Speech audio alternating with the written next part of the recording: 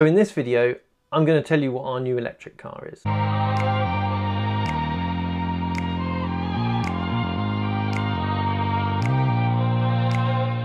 So if you've been watching this channel for a while now, you know I had a Nissan Leaf for 2 years as part of the Octopus Power Loop trial. That came to an end earlier this year, and I chose not to extend the lease of that car because the whole point of me leasing the car for 2 years was to wait for the EV market to offer a little bit more choice.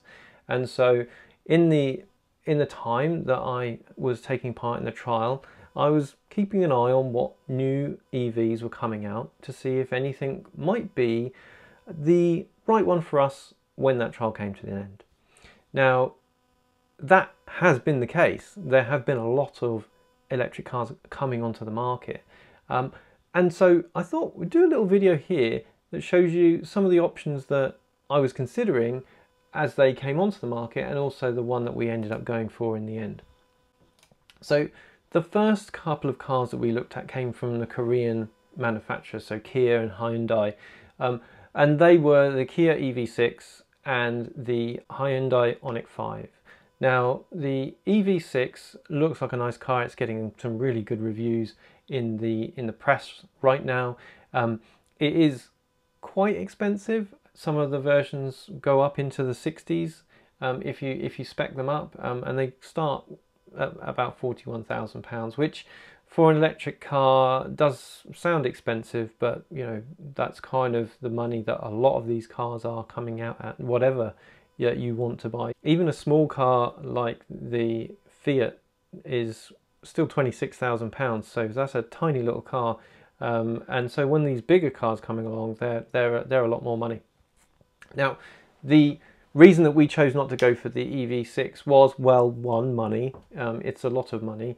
The other reason though is the boot is quite raked on it, so actually it's got a good boot area, but actually in terms of what you can get into it, then you've got to bear in mind that when that boot comes down and closes, you know, you're certainly not going to get the washing machine in there. Maybe if you put the seats down, but certainly it does limit what you can put in the boot because of its styling. Now, the Ioniq 5 is a little bit squarer, but pricing and availability on the Ioniq 5 at the time was a bit of a consideration. It's a shame. I do like the look of the Ioniq 5. I think it looks amazing. Harks back to some classic sort of 80s lines that, you know, really make it stand out from the kind of curvy cars that are in the market today. So really great styling, but again, the money and you kind of you know, for what we wanted to spend on the car, it wasn't really in there. Now, the next car is the Skoda Enyaq. Now, I've got the website here, but the pricing has actually changed since we went to have a look for it. So we went to have a look for it again, like January, February time, and they were offering 2 trim levels, or 2 main levels of car, 2 battery sizes. They were offering the 80, which is the 77 kilowatt hour, which is the one that they've got here on the website, and they also had like a 50-60 type kilowatt size, and that was, they were offering that from 35,000. But when you look into it and when you compare it to some of the other cars out there, it wasn't a car that would get a lot of range for that size of battery. So the smaller battery version doesn't get a lot of range because it's massive.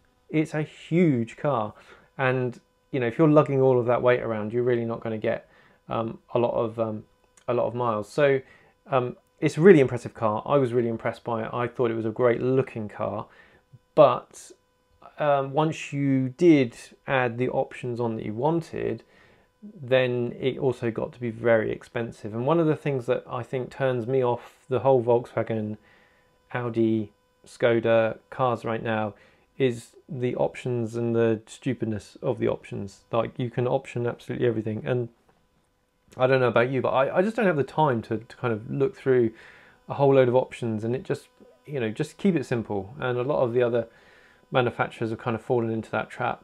Now, the only other car we looked at, which wasn't a new car, and it has now been replaced, because on the website here you'll see it looks completely different, the all-new Kia E-Niro. Now, we had a look at the old Kia E-Niro, which doesn't have this nice facelift that they're kind of going across their range now. But it's not a big car. Compared to the Enyaq, I think you could put a Kia E-Niro in the boot of the Enyaq. You know, it's not that big a car, which actually, you know, when I parked up against we parked up with the Zoe, and actually it wasn't that much bigger than the Zoe. It was a little bit longer, but you know, really in terms of usable space, boot space, etc., it wasn't that much bigger, and certainly there was a better option out there. It's also quite expensive, so at the time it was, you know, a bit more money than, you know, it seemed to be in terms of value. You know, like, it's not very big, and they're wanting a lot of money for it. So at this point, I was like, okay, nothing's really taking my fancy here. They've all got something with them. They're either all too much money, or they're not kind of the size that we want.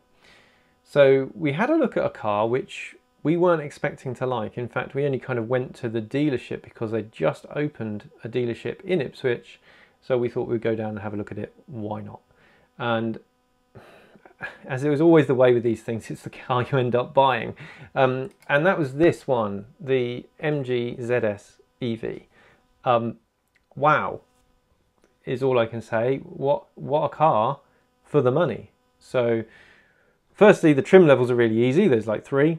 And yeah, the top range one has all the connected features, and it's about 500 quid more. The next one down has everything you could want: panoramic roof, heated seats, heated steering wheel, radar guided cruise control, a 72 kilowatt hour battery, 273 miles of range, you know, a lot of bells and whistles, and a car that's only £34,000. So the thing is about that price is it's not from £34,000. That's it. That's the far as you can go. There's a few options on paint and things like that, but nothing like, you know, you can't have a loft and a lounge interior and all this kind of stuff which the Enyaq was doing. I'm like, no, just, you know, the interior is the interior, but it's got everything you want. They've borrowed a lot of styling from other brands. I think borrowed politely is actually carbon copy, is in some other places. So the steering wheel feels like a Volkswagen Audi group steering wheel. That's not a bad thing. The air vents look like the VW Audi group air vents. Again, not a bad thing. The front actually's got a little bit of Tesla going on. Since they've redone the grille, it looks a bit like the kind of Model X, you know, with a little kind of lip on the front of the nose. The charge port is in a much better position than the last one. It had this whole lift up affair in the grille on the previous version of the car. So I actually think it looks okay. I'm not going to say it's a standout look or anything like that, but it looks okay, and it's got rid of some of the annoying features of the previous generation EV. Plus, it's got a much longer range, so 170 miles I think was the last one. This is 273 miles WLTP. We shall see how that looks, and it's got, you know, rapid charging, CCS connector, all of the kind of things that, you know, the Leaf didn't have, and so we're really impressed by this car. Plus, the interior space is big, the boot is big.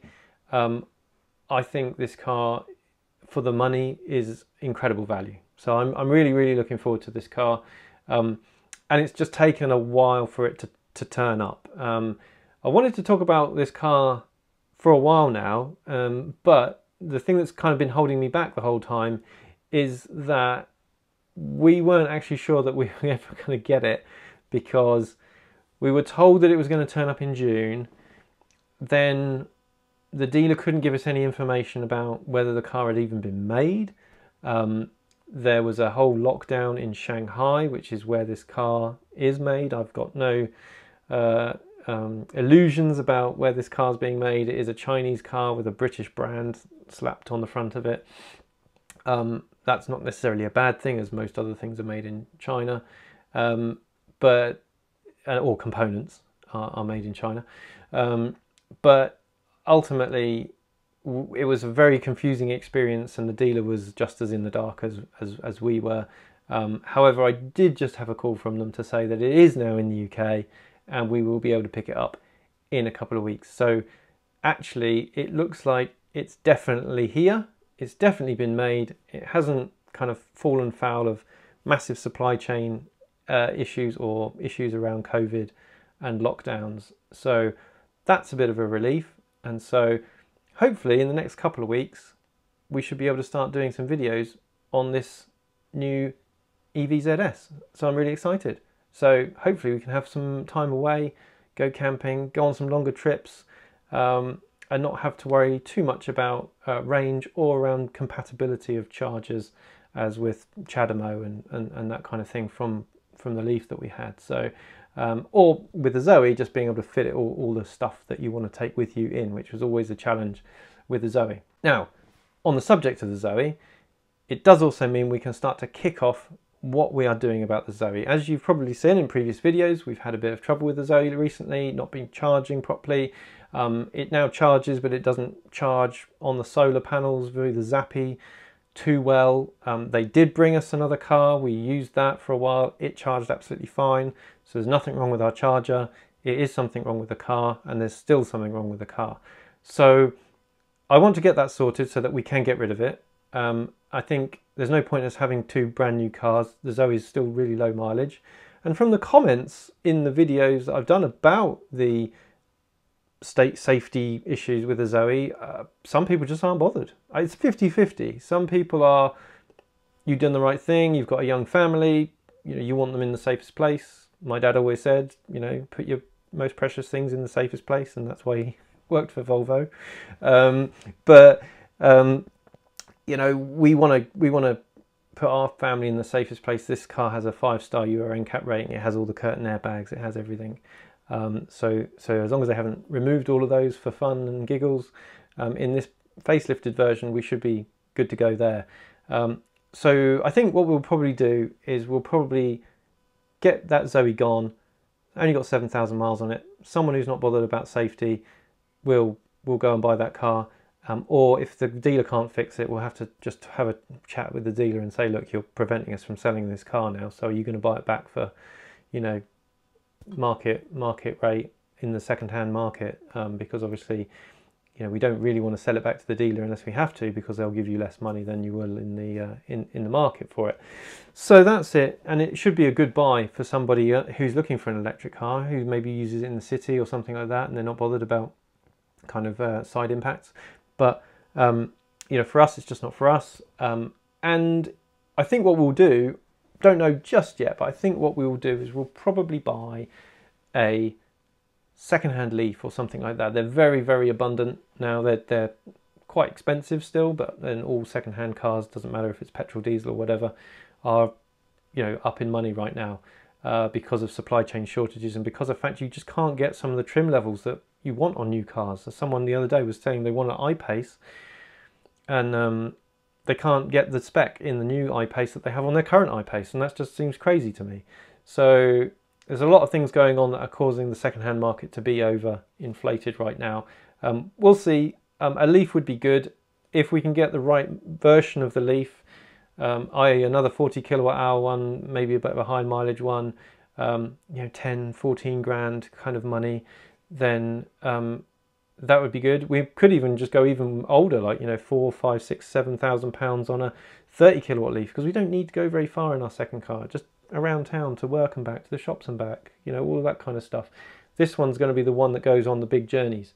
So, you know, if we do that, if we factor that in, then we might be able to spend a modest amount of money on an older car, and then we can just use that as the kind of local runaround car. And this one will be our long-range cruiser down to Cornwall, up to Scotland, up to, you know, Lake District, Peak District, you know, those kinds of camping holidays, good fun for the kids, all of that kind of stuff. So looking forward to this car, looking forward to putting some miles on it, and going places. But also looking forward to just resolving the whole Zoe situation, and getting that all sorted. So that's it. Exciting times ahead. They've got a couple of videos coming up in the planning which are totally different as well, so look out for those. Not quite sure when they're going to land, but there's certainly going to be some more content around the ZS EV in the near future, plus what actually happens with the Zoe and our second car, as it will be at that point. So I hope you've enjoyed watching along, and I will see you in the next one, hopefully with a new car.